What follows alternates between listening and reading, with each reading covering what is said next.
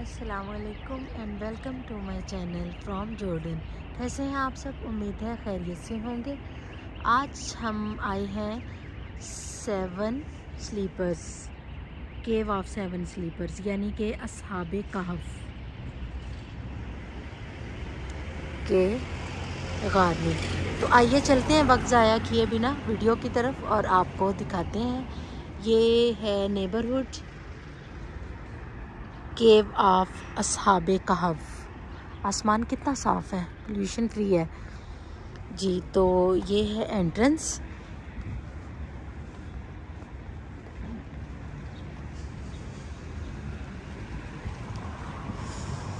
ये एंट्रेंस है। बहुत ठंडी हवा चल रही है। वैसे इतनी ठंड नहीं है, लेकिन जब हवा चलती है तो फिर बस हो जाती है।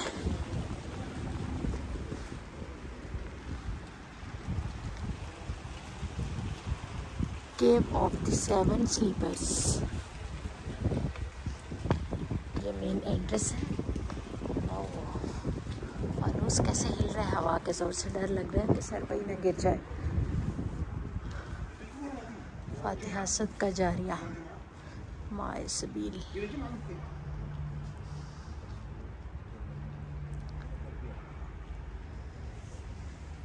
ये कटिंग की हुई है अल्लाह।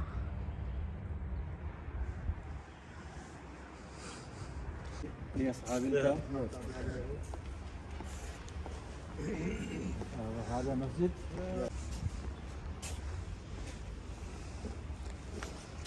जी, ये एंट्रेंस है।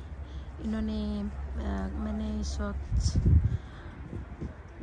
ट्राउज़र शर्ट पहना हुआ था, तो उन्होंने कहा ये गाउन दिया जुब्बा पहनने को। ये बहुत सारे मुक़द्दस जगहों पर इजाज़त नहीं होती है औरतों को बाया वगैरह में, जिस तरह ईरान में चादर देते हैं। तो मैंने अब वो जुब्बा पहन लिया और ये वो पानी का चश्मा है जिसका ज़िक्र इमाम वाक़दी ने किया था कि जब हम मतलब फतूहात शाम में अपनी किताब जो है वहाँ पर उन्होंने ज़िक्र किया है कि जब हम गए थे तो वहाँ पानी का चश्मा बह रहा था। तो ये है वो चश्मा, मतलब ये जगह है। अब तो ड्राई हो गया है इस साइड से। अच्छा नहीं, ड्राई नहीं हुआ, ये आगे है थोड़ा सा, मैं आपको दिखाती हूँ।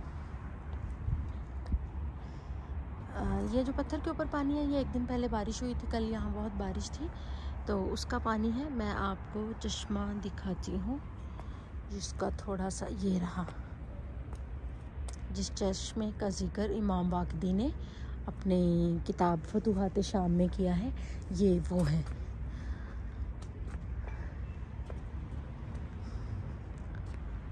तो भी डर लग रहा है कि कहीं किसी मुक़द्दस जगह पे पाँव ना आ जाए।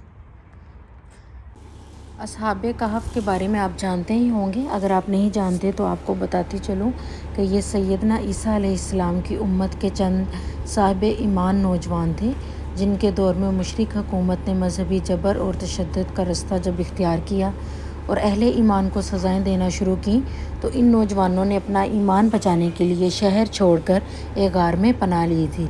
इनके साथ इनका कुत्ता भी था। तौहीद के इन परवानों की ये अदा अल्लाह ताला को बहुत पसंद आई और अल्लाह ने इन्हें गहरी नींद सुला दिया।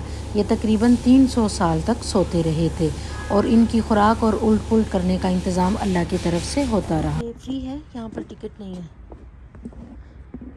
विज़िट फ्री है। यहाँ पर कच्ची ज़मीन थी, तो यहाँ ये बहुत मोटा लेदर यहाँ पर बिछाया गया है, जिसके ऊपर चलकर आप जा सकते हैं, पाँव ना गंदे हो। तो बात हम कर रहे थे इन नौजवानों की।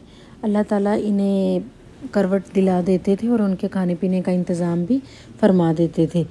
इसी तरह 300 साल सोने के बाद जब वो एक दिन उठे तो ये समझे कि शायद एक आध दिन यहाँ सोए हैं, तो उन्होंने अपने एक साथी को शहर खुराक लेने भेजा। तब तक वहाँ रूमी बादशाह के ईसाईयत कबूल करने के नतीजे में पूरा माशरा ईसाईयत कबूल कर चुका था। जब उनका साथी शहर पहुँचे तो उनके 300 साल पुराने सिक्कों, लिबास, अंदाज़ो अतवार के बाइस लोगों ने उन्हें घेर लिया। ये लोग जब उन्हें लेकर गार में पहुँचे तो मालूम हुआ कि यहाँ 300 साल पहले के बाशिंदे मौजूद हैं।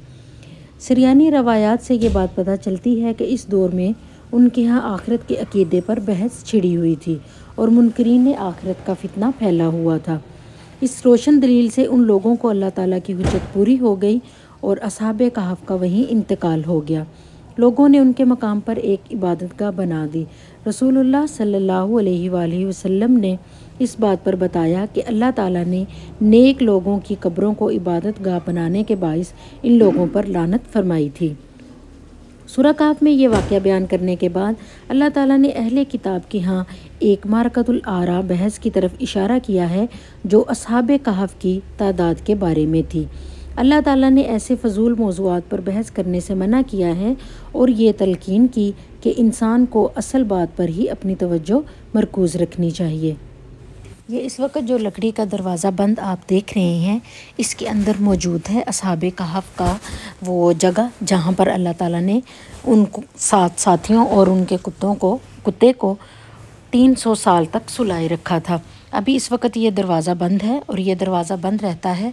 कुछ देर के बाद यानी कुछ घंटों के बाद यहाँ पर इन्हीं औकाफ के रखे हुए एक गाइड आते हैं जो इस दरवाज़े को खोल के अंदर की ज़ियारत करवाते हैं और साथ ही साथ थोड़ी सी असहाबे कहफ की सीरत के बारे में गाइड करते हैं। तब तक हम उनका वेट कर रहे हैं। अभी हमें यहाँ पर एक गार्ड ने बताया कि कुछ ही देर में गाइड आएंगे और फिर वो दरवाज़ा खोलकर अंदर आपको उसकी ज़ियारत भी करवाएंगे। तब तक हम ज़रा नेबरहुड एक्सप्लोर कर रहे हैं। ये सामने मस्जिद है जो बिल्कुल असहाबे कहफ के गार के साथ है और ये चार दीवारी के अंदर है। इसके अंदर भी हम गए थे और वहाँ पर मैं वीडियो नहीं बना सकी क्योंकि उस वक़्त वहाँ नमाज़ हो रही थी और नमाज के बाद वहाँ इमाम साहब से हमारे हस्बैंड ने थोड़ी देर मुलाकात की और बाहमी दिलचस्पियों का, किताबों का तबादला ख़याल किया। और इस वक्त मैं आपको दिखा रही हूँ ये मोटी दीवार। ये शायद उस वक़्त कोई कला वगैरह होगा। जिस तरह कि आप देख रहे हैं बहुत चौड़ी और मोटी दीवार है और ये इसके नेबरहुड है। ये थोड़ी सी एक पहाड़ी की तरफ वाक़ई है और इस तरह पत्थरों से बनी हुई आबादी है। चूँकि ये हज़ारों साल पुराना है तो इससे कुछ आसार देखकर आप ये समझ सकते हैं कि यहाँ पर कितनी बड़ी आबादी रही होगी। और यहाँ पर जैतून के दरख्त हैं लेकिन इन पर फल नहीं था।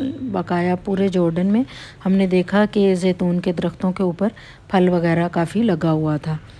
शायद ये भी छोटे हों और उन पर फल इसलिए ना आता हो।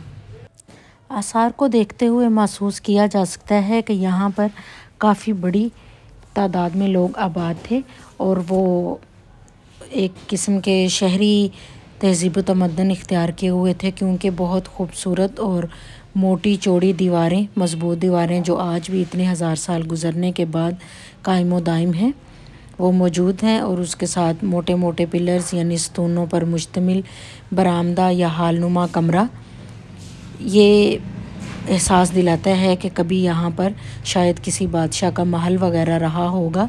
शायद रूमी सल्तनत यहाँ पर मौजूद रही हो या बाज़ंतीनियों के दौर में। ये देखिए ये पिलर्स से आपको महसूस होता है कि यहाँ पर कोई आलीशान और बुलंदोबाला इमारतें किसी वक्त में मौजूद रही होंगी।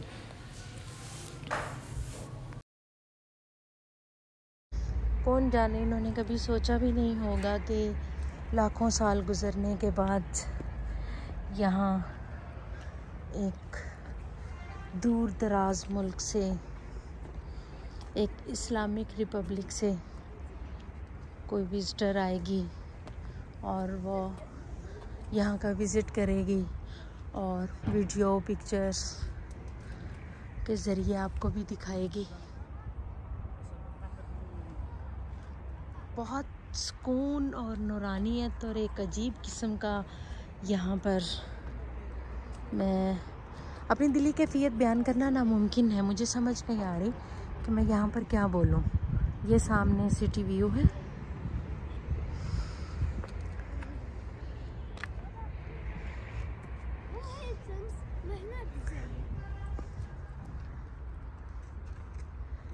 और ये जो आपको नज़र आ रहे हैं ये जैतून के दरख्त हैं। ये छोटा सा कोई रेगिस्तानी पौधा है, देखते हैं, देखने में काफ़ी अच्छा लग रहा था दूर से।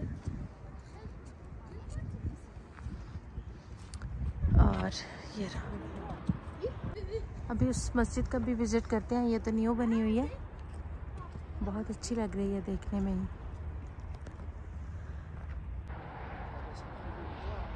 वो सामने जॉर्डेनियन फ्लैग है, मुझे फ्लैग बहुत अच्छे लगते हैं, किसी भी कंट्री के हों सबका अदब करना चाहिए, मुझे बहुत पसंद है ये।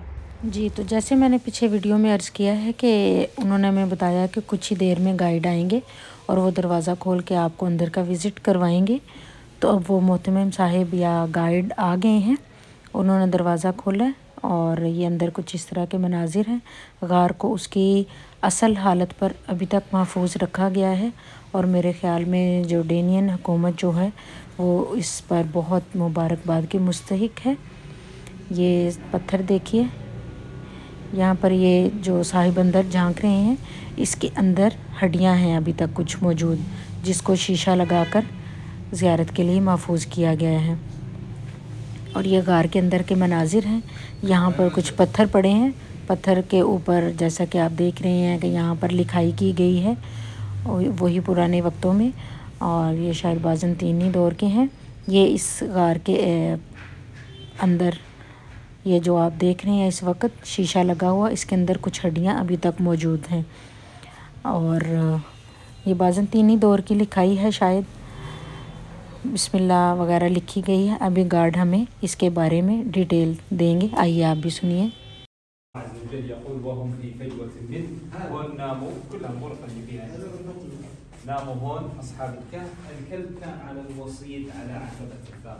الشمس تدخل من الفتحة اللي في الداخل على اليمين الظهر، ولما تغيب تدخل من النار.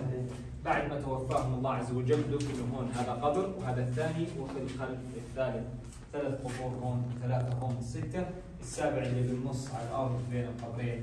هاي القبور فاضية ما فيها شيء، كل العظام جمعت في هذا القبر. آخر تعديل حصل على الكهف هذا التدييس الأبيض بزمن صلاح الدين الأيوبي. إذا حبيتوا تصوروا تفضلوا صوروا، واللي شاف يعطي المجال لغيره لو سمحتوا. Okay, sorry, this area it's al-fajwa. The guys they used to sleep over there, and the door it was outside in the entrance of the cave. وهم في فجوة من ذلك من آيات الله. نعم لا إله إلا الله. Inside to the right there is a tunnel for the sun. Sunlight used to come from that hole at midday when sunset come through that way. After Ashab al-Kahf passed away, the people in that time buried them. This is the first cover, the second one, the third one. 3 here and 3 here, 6. The 7th in the middle between 2 covers. Yeah, but now all of these graves empty. Jordanian government, all the remains of the bones are put here.